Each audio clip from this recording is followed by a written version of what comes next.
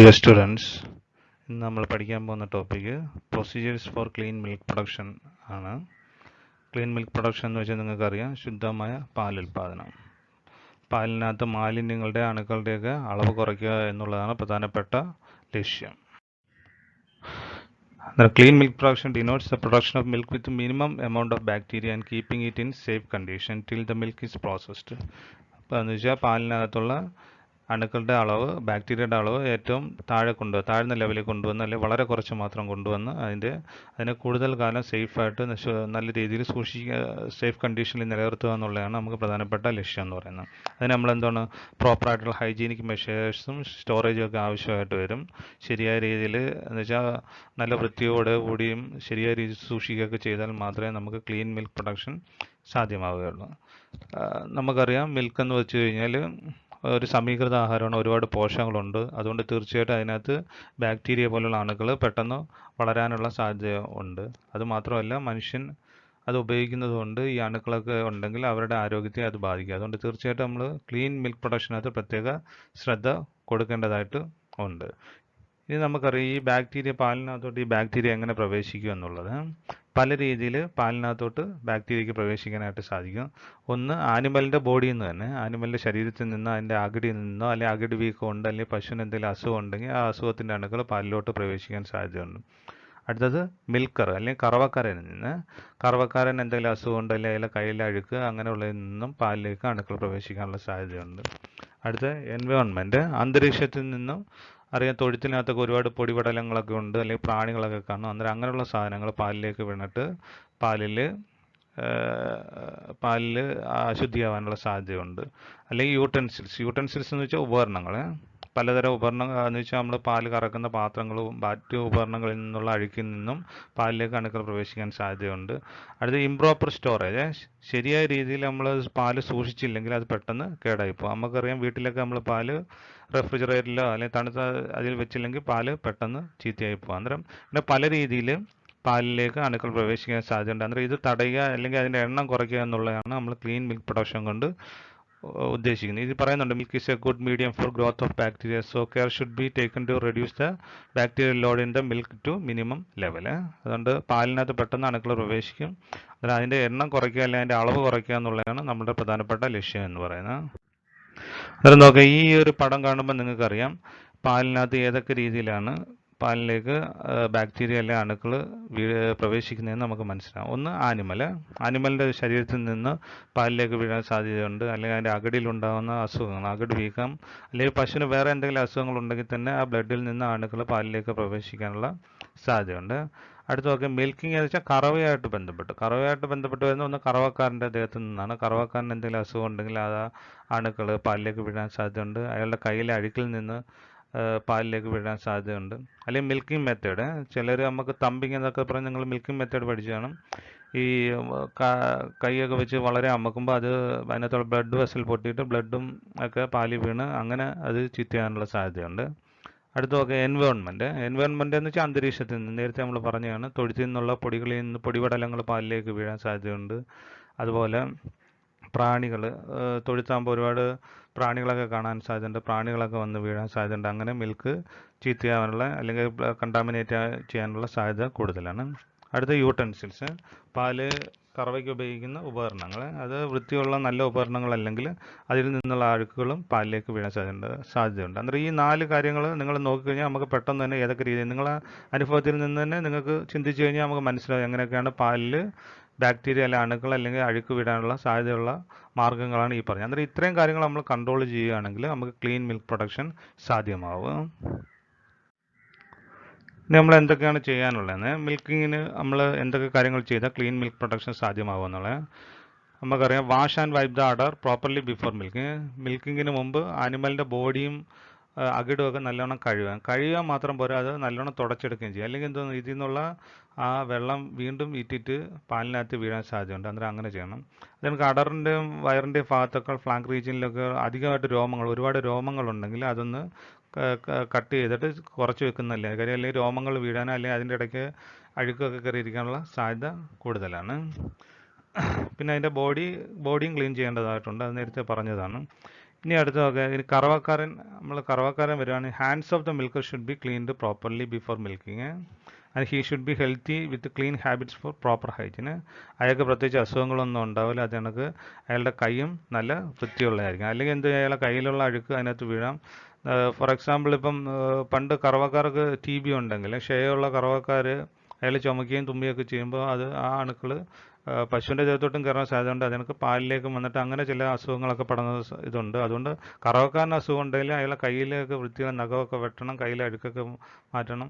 അതുമല്ല ഒരു കറവക്കാരൻ ചിലപ്പം ഒരു ഇടത്തുനിന്ന് കറന്നതിന് ശേഷം അടുത്ത വീട്ടിലേക്ക് ചെല്ലും. അന്നേരം നിങ്ങൾക്കറിയാം കുളമ്പ് രോഗം പോലുള്ള അസുഖങ്ങളൊക്കെ ഉണ്ട്. ചില അസുഖങ്ങൾ ഒരിടത്തുനിന്ന് അടുത്ത സ്ഥലത്തോട്ട് അത് നല്ല ഡിസിൻഫെക്റ്റ് ഒക്കെ ചെയ്യാതെ വീണ്ടും ചെയ്യുകയാണെങ്കിൽ അടുത്ത പശുവിലേക്കും അസുഖം വരാനുള്ള സാധ്യതയുണ്ട്. അന്നേരം ഈ കാര്യങ്ങളൊക്കെ നമ്മൾ പ്രത്യേകം ശ്രദ്ധിക്കാനായിട്ടുണ്ട്. പശുവിൻ്റെ ബോഡി വൃത്തിയായിരിക്കണം, കറവക്കാരൻ്റെ ബോഡിയും കൈകളും എല്ലാം വൃത്തിയായിരിക്കണം.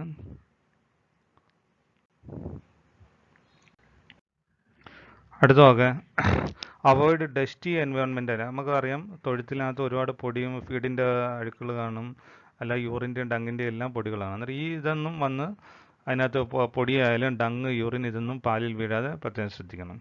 മിൽക്ക് പെയിൽസ്, പാല് കറക്കാൻ ഉപയോഗിക്കുന്ന പാത്രങ്ങളിൽ ആളുടെ ആ മൂടി അല്ലെങ്കിൽ അതിൻ്റെ മുകൾ ഭാഗം ചെറിയ ടോപ്പായിരിക്കും. വിശാലമായ ടോപ്പാണെങ്കിൽ വിസ്താരമുള്ള ഇതാണെങ്കിൽ വായ്ഭാഗമാണെങ്കിൽ പെട്ടെന്ന് അതിനകത്ത് അഴുക്ക് വീഴാനുള്ള സാധ്യതയുണ്ട്. അന്നേരം ഇത് ചെറിയ ടോപ്പായിരിക്കണം, ചെറിയ വായ്ഭാഗം, അതിനൊക്കെ അതിന് അടപ്പും കൂടെ ഉണ്ടെങ്കിൽ എളുപ്പമായിരിക്കും. അന്നേരം ആ പൊടികളൊക്കെ വീഴാതെ പ്രത്യേകമായിട്ട് നമുക്ക് നോക്കാനൊക്കെ.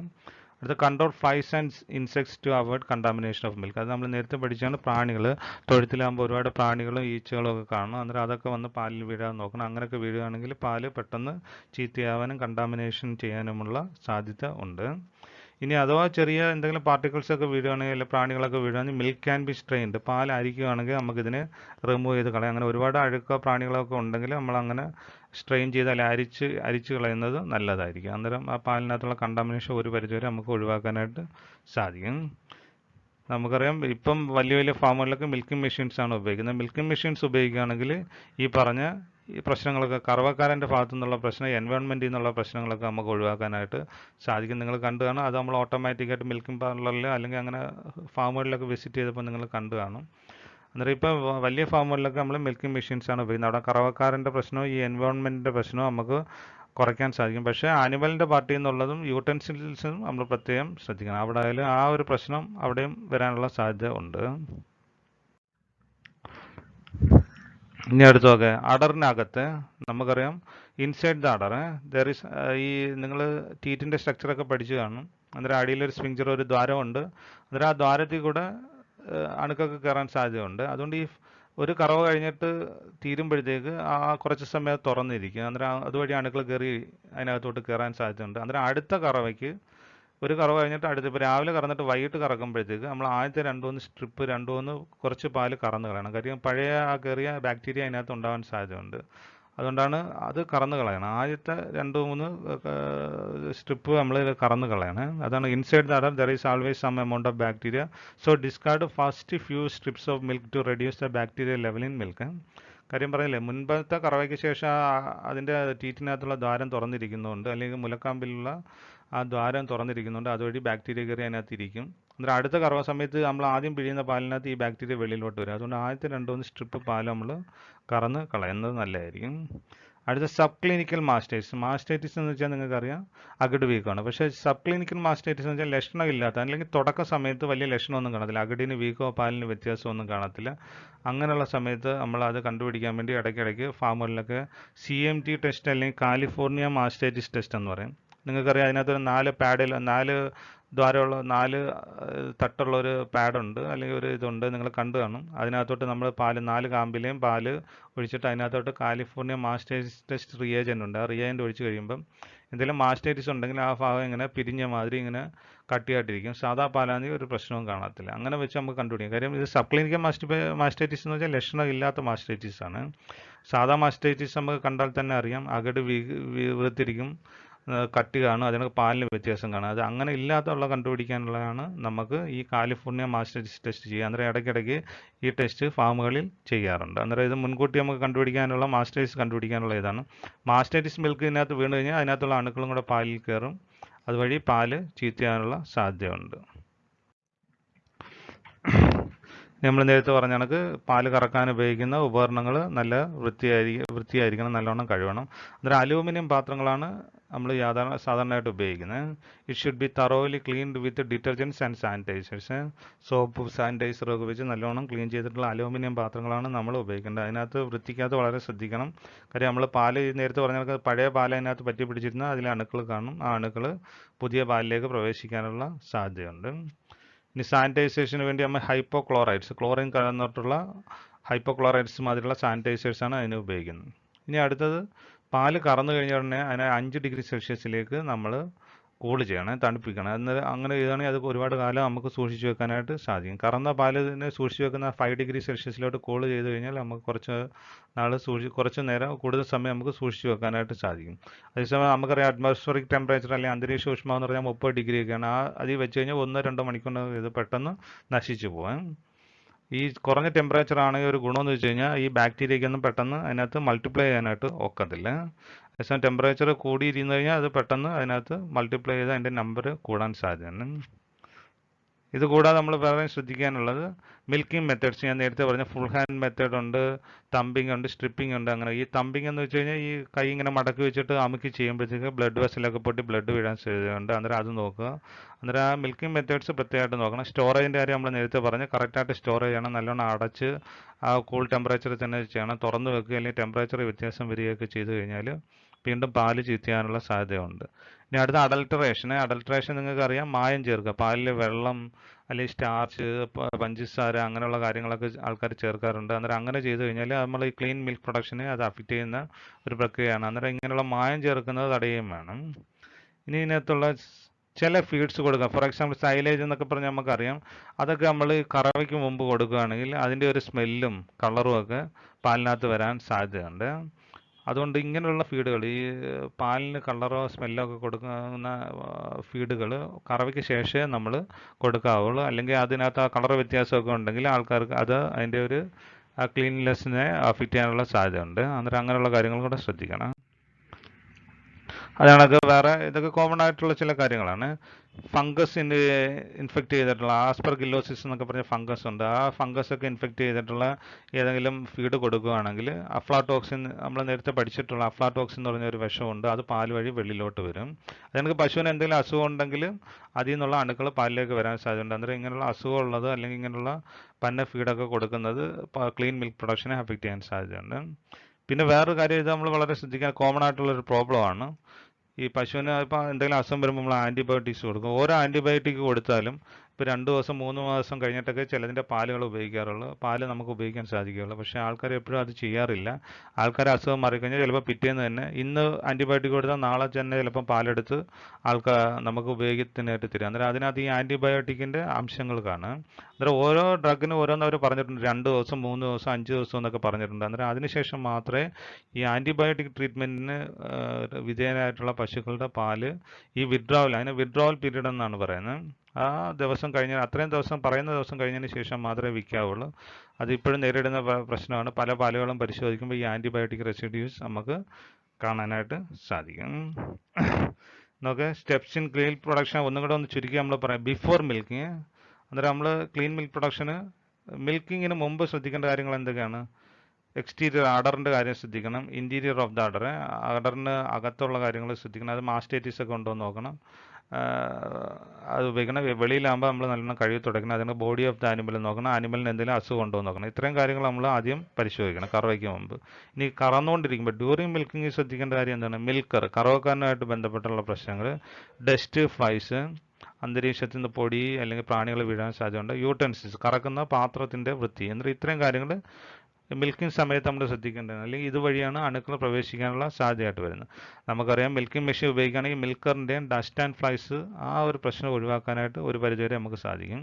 ഇനി ആഫ്റ്റർ മിൽക്കിങ്ങിൽ നമ്മൾ ഉപയോഗിക്കേണ്ട ഈ വൃത്തിയുള്ളതാണെങ്കിൽ അത് ശരിയായ രീതിയിൽ അടച്ചു വെക്കുന്നു, ശരിയായി സ്റ്റോർ ചെയ്യുന്നു.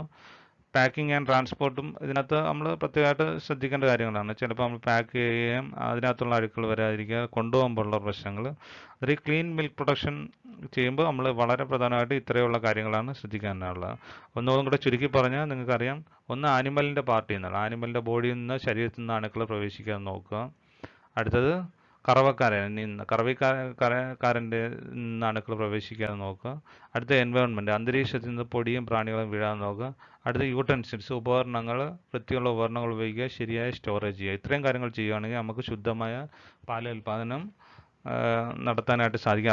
അതുമൂലം നമുക്ക് പാലിൻ്റെ ക്വാളിറ്റി ഇമ്പ്രൂവ് ചെയ്യാനൊക്കെ അത് ഉപയോഗിക്കുന്നവരുടെ ആരോഗ്യത്തെയും നമുക്ക് സംരക്ഷിക്കാനായിട്ട് സാധിക്കും. അന്നേരം ഇത്രയും കാര്യങ്ങൾ നിങ്ങൾ പ്രത്യേകമായിട്ട് ശ്രദ്ധിക്കാനുണ്ട്. ഈ പറഞ്ഞതൊക്കെ നമുക്ക് ഒന്നുകൂടെ ഒന്ന് ചുരുക്കി ഒരു ടേബിളാക്കി തന്നിരിക്കുകയാണ്. നേരത്തെ ഈ പറഞ്ഞ കണക്കും സോഴ്സ് ഓഫ് കണ്ടാമിനേഷൻ നമ്മൾ നേരത്തെ പറഞ്ഞ എക്സ്റ്റീരിയർ ഓഫ് ദ അഡർ, അഡറിൻ്റെ എന്ന് വെച്ചാൽ അഡറിൻ്റെ വെളിയിലോട്ട്. അന്നേരം അഡറും അതിൻ്റെ ബോഡിയൊക്കെ നമ്മൾ ക്ലീൻ ചെയ്യണം. അതിനകത്ത് ഹെയർസ് ഒക്കെ ഉണ്ടെങ്കിൽ അത് വെട്ടി വൃത്തിയാക്കണം. അടുത്ത ഇൻറ്റീരിയർ, അഡറിൻ്റെ അകത്തുനിന്ന് വരുന്ന പ്രശ്നങ്ങൾ നമുക്കറിയാം. അതിന് നമ്മൾ കാലിഫോർണിയ മാസ്റ്റേഴ്സ് ടെസ്റ്റ് ഉപയോഗിക്കണം. അതിനകത്ത് ആദ്യം ഡിസ്കാർഡ് ഫോർ മിൽക്ക്, ആദ്യം വരുന്ന കുറച്ച് പാൽ നമ്മൾ അത് കറന്ന് കളയണം. അതറിയാം, അതിനകത്തുള്ള ബാക്ടീരിയയുടെ കണ്ടൻറ്റ് കൂടുതലായിരിക്കും, അതുകൊണ്ടാണ് നമ്മൾ കറന്ന് കളയേണ്ടത്. അടുത്ത എയർ ആൻഡ് ഡസ്റ്റ് ഇൻ കാറ്റിൽ ഷെഡ്. കാറ്റിൽ ഷെഡിനെ അറിയാം, അന്തരീക്ഷത്തിൽ നിന്നുള്ള പൊടിയും പ്രാണികളും അങ്ങനെയുള്ള സാധനങ്ങളൊന്നും ഇതിൽ വിടാൻ നോക്കണം. അതിന് നമ്മൾ സ്മാൾ ടോപ്പ് അല്ലെങ്കിൽ മുകൾ വായുഭാഗം ചെറിയ വായുഭാഗമുള്ള പാത്രങ്ങൾ ഉപയോഗിക്കുക. പാലടച്ച് വെക്കുക, അത് കണക്ക് അരിച്ച് കളയുക. ഇതൊക്കെ നമുക്ക് ഇതിനകത്ത് ചെയ്യാനായിട്ടേക്കും. ഫ്ലൈസ് ആൻഡ് അതർ ഇൻസെക്റ്റ് ഇതിനകത്ത് തന്നെ വരുന്നതാണ്. അന്നേരം അങ്ങനെയുള്ള ഫ്ലൈസിനെ കൺട്രോൾ ചെയ്യണം. അതിൻ്റെ ബ്രീഡിംഗ് പ്ലേസ് ഒക്കെ നമ്മൾ കളയണം. പിന്നെ അങ്ങനെയുള്ള പ്രാണികൾ വരാതെ മാനുവറൊക്കെ കറക്റ്റായിട്ട് അതിൻ്റെ വേസ്റ്റുകളൊക്കെ കറക്റ്റായിട്ട് ഡിസ്പോസ് ചെയ്യുക. അവിടെയുള്ള ചെടികളൊക്കെ വെട്ടിക്കളയുക. അങ്ങനെയൊക്കെ ചെയ്ത് കഴിഞ്ഞാൽ കാടും പടലമൊക്കെ വെട്ടിക്കളഞ്ഞാൽ ഒരു പരിധിവരെ നമുക്ക് ഈ പറയുന്ന പ്രാണികളെ കൺട്രോൾ ചെയ്യാനാകും. അടുത്ത മിൽക്കറിൻ്റെ നമുക്കറിയാം, മിൽക്കർ വൃത്തിയുള്ളതായിരിക്കണം, അയാളുടെ കൈ വൃത്തിയായിരിക്കണം, നഖങ്ങളൊക്കെ നല്ലോണം വെട്ടിക്കളയണം, കൈയൊക്കെ നല്ലോണം ആൻറ്റിസെപ്റ്റിക്സ് ഒക്കെ വെച്ചിട്ട് അണുനാശിനി ഉപയോഗിച്ച് കൈ കഴുകണം. അയാൾക്ക് അസുഖങ്ങളൊന്നും കാണില്ല, അങ്ങനെയുള്ള കാര്യങ്ങൾ. പിന്നെ നോക്കുക ഡ്രൈ മിൽക്കിങ് എന്ന് ഉദ്ദേശിക്കുന്നത് ഇതാണ്, നമ്മൾ അടർ നല്ലോണം തുടച്ച് വൃത്തിയാക്കണം. അതുമാത്രമല്ല, ഇവർ ചിലപ്പം ഈ മയം കിട്ടാൻ വേണ്ടി ചില എണ്ണയോ അല്ലെങ്കിൽ ഫാറ്റ് അങ്ങനെയുള്ള സാധനങ്ങളൊക്കെ ഉപയോഗിക്കും. അതൊക്കെ മാക്സിമം നമ്മൾ ഒഴിവാക്കുന്നതായിരിക്കും നല്ലത്. എന്ന് വെച്ചാൽ അതിലെ അഴുക്കും കൂടെ ഉപയോഗിക്കുന്ന ചില എണ്ണകളൊക്കെ ഉപയോഗിക്കുന്നത്, അതിലെ അഴുക്കും കൂടെ പാലിൽ വീഴാൻ സാധ്യതയുണ്ട്. അന്നേരം ഡ്രൈ മിൽക്കിങ് പ്രാക്ടീസ് ചെയ്യുന്നതായിരിക്കും ഇച്ചിരി കൂടെ നല്ലത്. പിന്നെ അടുത്ത യൂട്ടൻസിൽസ് എന്ന് വെച്ചാൽ നിങ്ങൾക്കറിയാം, അത് ഉപയോഗിക്കുന്ന പാത്രങ്ങൾ വൃത്തിയുള്ളതായിരിക്കണം. അത് അലൂമിനിയം പാത്രങ്ങളാണ് ഉപയോഗിക്കുന്നത്. ഹൈപ്പോക്ലോറൈഡ്സും സാനിറ്റൈസേഴ്സും ഒക്കെ കഴുകി വൃത്തിയാക്കി നല്ലതായിട്ടുള്ള പാത്രങ്ങളാണ് നമ്മൾ ഇതിനായിട്ട് ഉപയോഗിക്കുന്നത്. ഇനി ഇതുമായിട്ട് ബന്ധപ്പെട്ട ചില പടങ്ങൾ അത് നിങ്ങൾക്ക് കാണുമ്പോൾ തന്നെ അറിയാം. ഫാം വിസിറ്റ് ചെയ്തപ്പോൾ നിങ്ങൾക്കറിയാം, ഷെഡും ക്ലീൻ ആയിരിക്കണം. അന്നേരം എൻവയോൺമെൻറ്റിൽ നിന്നുള്ള അഴുക്ക് നമുക്ക് ഉപയോഗിക്കാനാകും. മിൽക്കറിൻ്റെ കൈ വൃത്തിയാക്കണം. നല്ല രീതിയിൽ വൃത്തിയാക്കി കഴിഞ്ഞാൽ അയാൾക്ക് അസുഖങ്ങളൊന്നും ഇല്ലെങ്കിൽ അതിൽ നിന്നുള്ള അണുക്കള അളവ് പകരുന്നത് നമുക്ക് ഒഴിവാക്കാൻ സാധിക്കും. കറക്റ്റ് മിൽക്കിംഗ് മെത്തേഡ് നേരത്തെ പറഞ്ഞു. തമ്പിങ് അല്ലെങ്കിൽ അങ്ങനെയുള്ള നക്കിങ് മെത്തേഡൊക്കെ ഉപയോഗിച്ച് കഴിഞ്ഞാൽ അതിൻ്റെ അകടി മുറിവ് പറ്റി ചോരയൊക്കെ വരാൻ, അണുക്കൾ പ്രവേശിക്കാനുള്ള സാധ്യതയുണ്ട്. യൂട്ടൻസിൽസ് ഉപകരണങ്ങൾ നല്ല രീതിയിൽ നമുക്ക് കഴുകേണ്ടതായിട്ടുണ്ട്. അത് കണക്ക് അടർ നല്ലോണം ക്ലീൻ ചെയ്യണം. അടറും അതിൻ്റെ ബോഡിയും ക്ലീൻ ചെയ്താൽ മാത്രമല്ല അത് തുടയ്ക്കുകയും ചെയ്യണം, അല്ലെങ്കിൽ അതിൽ നിന്നുള്ള ആ വെള്ളം വീണ്ടും പാലിൽ വീഴാൻ സാധ്യതയുണ്ട്. സീവിങ് ദ മിൽക്ക് എന്ന് വെച്ചാൽ അരിക്കുക, പാലരിക്കും. വലിയ എന്തെങ്കിലും പ്രാണികളോ അങ്ങനെയുള്ള എന്തെങ്കിലും അഴുക്കളുണ്ടെങ്കിൽ ഈ അരിക്കുന്നത് വഴി അത് ഒഴിവാക്കാനായിട്ട് സാധിക്കും. അന്നേരം ക്ലീൻ മിൽക്ക് പ്രൊഡക്ഷൻ, ശുദ്ധമായ പാലുൽപാദനം എങ്ങനെയാണെന്ന് നിങ്ങൾക്ക് മനസ്സിലായിട്ടുണ്ട്. എവിടെ നിന്നൊക്കെയാണ് ഇതിനകത്ത് അണുക്കൾ പ്രവേശിക്കാൻ സാധ്യതയുള്ളത്, ആ മാർഗ്ഗങ്ങളൊക്കെ നമ്മൾ അടച്ചു കഴിഞ്ഞാൽ നമുക്ക് ശുദ്ധമായ പാൽ ഉൽപ്പാദിക്കാനായിട്ട് സാധിക്കും. അന്നേരം ഇത് നിങ്ങൾക്ക് എല്ലാവർക്കും മനസ്സിലായെന്ന് കരുതുന്നു. Thank you.